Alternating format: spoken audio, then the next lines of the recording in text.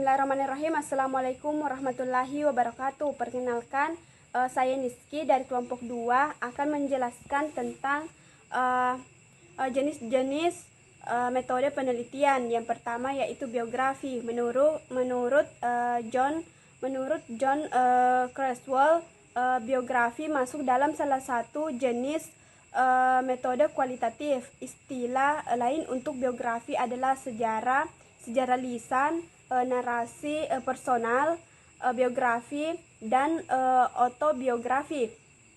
Densin dan Lincoln 1994 menulis bahwa dengan menggunakan metode ini, peneliti nantinya akan mengungkapkan arti yang terdalam dari pengalaman dan sejarah kehidupan seseorang yang kemudian dapat memberikan pencerahan kepada orang lain. Mereka menggunakan istilah epifani yang berarti pencerahan, atau yang nampak berarti dari tindakan. Sejarah hidup dan problematika kehidupan seseorang yang dianggap bermanfaat bagi orang lain. Densin menulis bahwa metode biografi ini adalah suatu metode penelitian yang berusaha menghadirkan sejarah kehidupan yang bermanfaat bagi pembaca. Densin dan Lincoln 1990. Yang kedua yaitu studi kasus. Studi kasus atau case study adalah bagian dari metode kualitatif yang hendak mengalami suatu kasus tertentu secara lebih mendalam dengan melibatkan pengumpulan beraneka sumber informasi. Creswell mendefinisikan studi kasus sebagai suatu eksplorasi sistem-sistem yang terkait dengan bounded system atau kasus. Suatu kasus menarik untuk diteliti karena corak khas kasus tersebut yang memiliki arti pada orang lain, minimal bagi peneliti. Patton 2002 menambahkan bahwa studi kasus adalah studi tentang kekhususan dan kompleksitas atau kasus tunggal yang berusaha untuk mengerti kasus tersebut dalam konteks situasi dan waktu tertentu.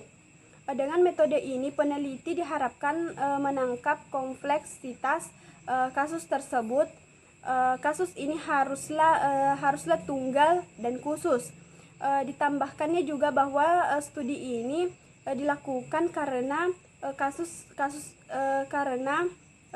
tersebut begitu unik, penting, dan bermanfaat bagi pembaca dan masyarakat pada umumnya. Dengan memahami kasus itu secara mendalam, maka peneliti akan menangkap arti penting bagi kepentingan masyarakat, organisasi, atau komunitas tertentu.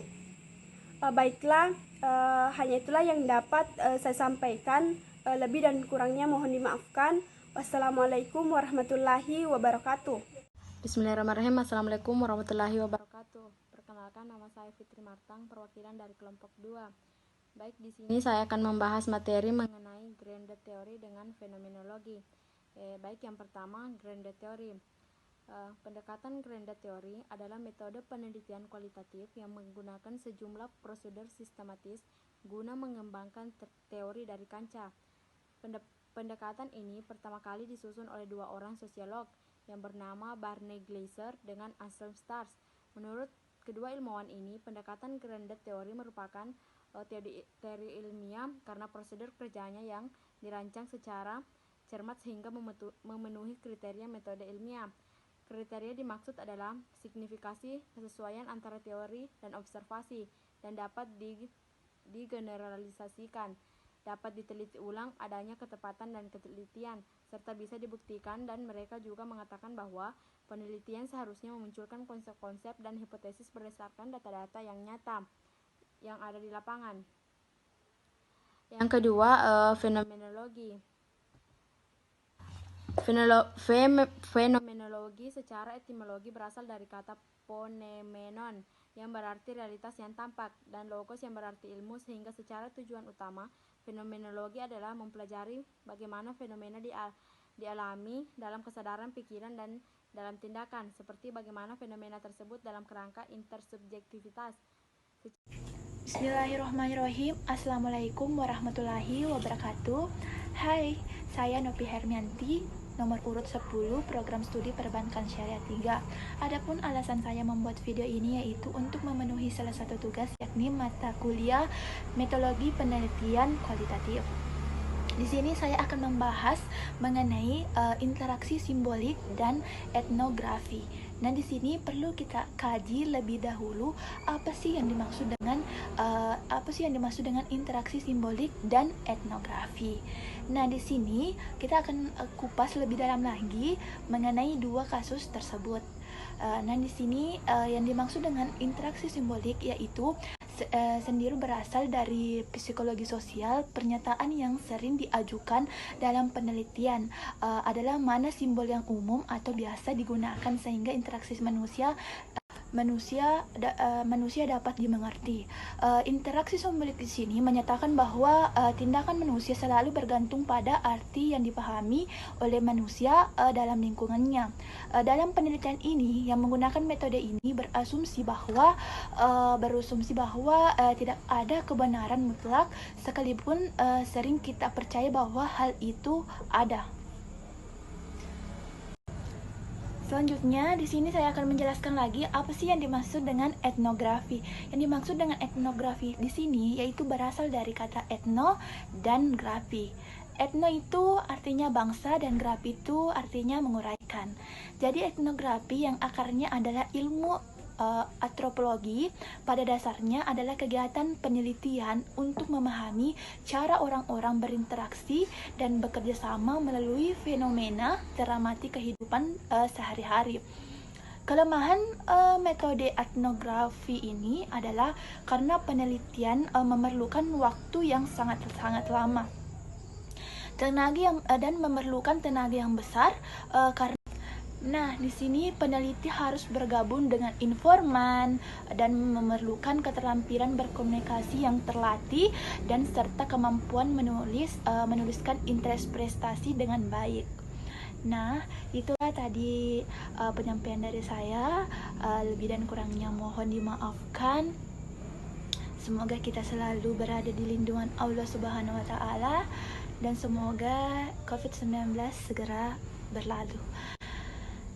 Akhir kata, wassalamualaikum warahmatullahi wabarakatuh. Assalamualaikum warahmatullahi wabarakatuh. Nama Siti Nurhalisa, NIM 01185071, Prodi Perbankan Syariah 3. Baik, saya akan membawakan materi jenis-jenis metode penelitian kualitatif. Pembahasannya yaitu heuristik. Kata heuristik berasal dari kata bahasa Yunani. Heuriskein berarti menemukan atau discovery atau mendapatkan. To find. Heuristik juga berarti pemecahan masalah yang cepat atau rules of thumbs.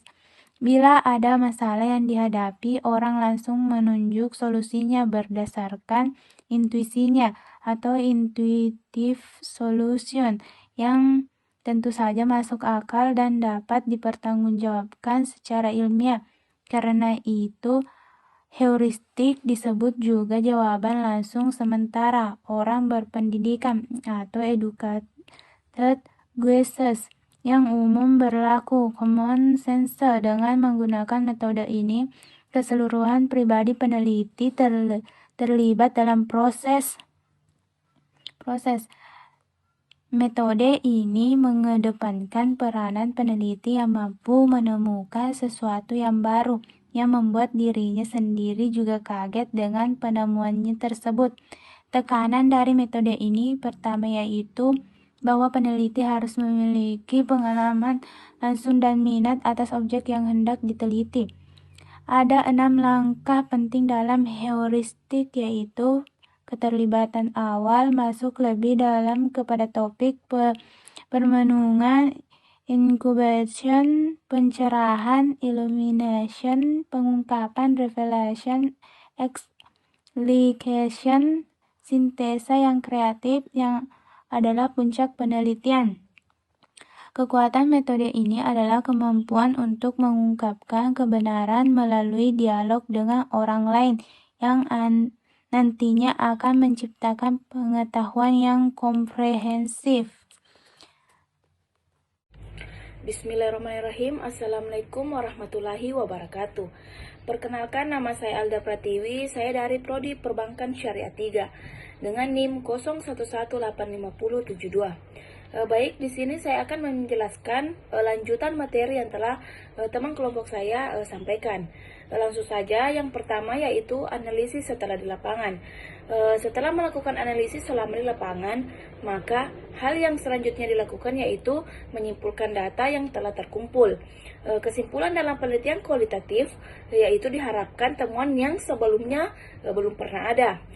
Temuan dapat berupa deskripsi atau deskripsi suatu objek, hubungan kasual atau interaktif, hipotesis atau teori. Selanjutnya yaitu uji keabsahan data. Uji keabsahan dalam penelitian ini menggunakan beberapa pengujian. Yang pertama yaitu pengujian kredibilitas. Baik, uji kredibilitas data pada pengujian ini menggunakan trigulasi data. Trigulasi data merupakan data pengujian kredibilitas dengan cara pengecekan data dari berbagai sumber dengan berbagai cara dan berbagai waktu. Yang kedua yaitu pengujian transferability. Transferability merupakan validitas eksternal yang menunjukkan derajat ketepatan atau dapat diterapkan hasil penelitian ke populasi di mana sampel tersebut diambil. Yang ketiga yaitu pengujian dependability. Pengujian dependability dalam pengujian kualitatif dilakukan dengan melakukan audit terhadap keseluruhan proses penelitian. Dan yang terakhir yaitu pengujian confirmability. Pengujian ini mirip dengan dependability, sehingga pengujiannya dapat dilakukan secara bersamaan. Itulah materi yang sempat saya sampaikan. Lebih dan kurangnya mohon dimaafkan. Wassalamualaikum warahmatullahi wabarakatuh. Teknik analisis data.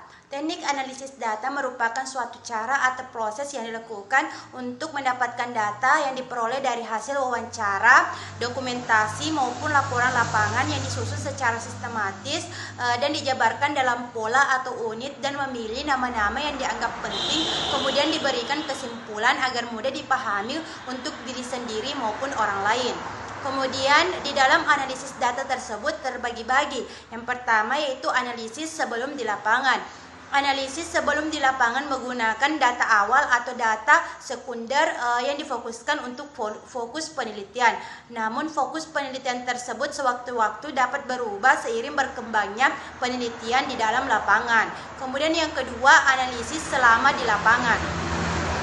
Analisis selama di lapangan dalam penelitian kualitatif yang menggunakan model Miles and Huberman menyatakan bahwa aktivitas tersebut dilakukan secara interaktif dan berlangsung secara terus-menerus hingga datanya tuntas. Kemudian di dalamnya terbagi atas 4. Yang pertama yaitu pengumpulan data. Pengumpulan data berkaitan tentang teknik penggalian data yang berkaitan pula dengan jenis dan sumber data berupa tindakan maupun kata-kata. Selebihnya yaitu data tambahan seperti foto dan dokumentasi. Kemudian yang kedua yaitu reduksi data. Setelah melakukan pengumpulan data, tahap selanjutnya yaitu reduksi data yang berarti meringkas atau memilih hal-hal yang dianggap penting saja. Kemudian yang ketiga yaitu penyajian data. Penyajian data biasanya berbentuk tabel, grafik, dan diagram, tetapi dalam model Miles and Huberman berbentuk teks yang berbentuk narasi. Kemudian yang keempat yaitu kesimpulan. Kesimpulan awal dikatakan sebagai kesimpulan sementara yang didukung oleh bukti-bukti. Kemudian kesimpulan sementara tersebut disebut dengan kesimpulan yang kredibel. Bismillahirrahmanirrahim. Assalamualaikum warahmatullahi wabarakatuh. Perkenalkan, saya Marlina dari kelompok 2. Saya akan membahas bagian H, yaitu hermeneutika yang berasal dari bahasa Yunani, yaitu hermeneuon yang berarti mengerti dan menerjemahkan atau interpretation. Kata ini menurut legenda terkait dengan dewa Hermes. Hermes adalah dewa pembawa berita, dewa kepada manusia. Hermeneutika dikembangkan pertama kali oleh Friedrich Schiller pada tahun 1768 sampai 1834 dan Wilhelm Dilthey pada tahun 1833 sampai 1901. Kemudian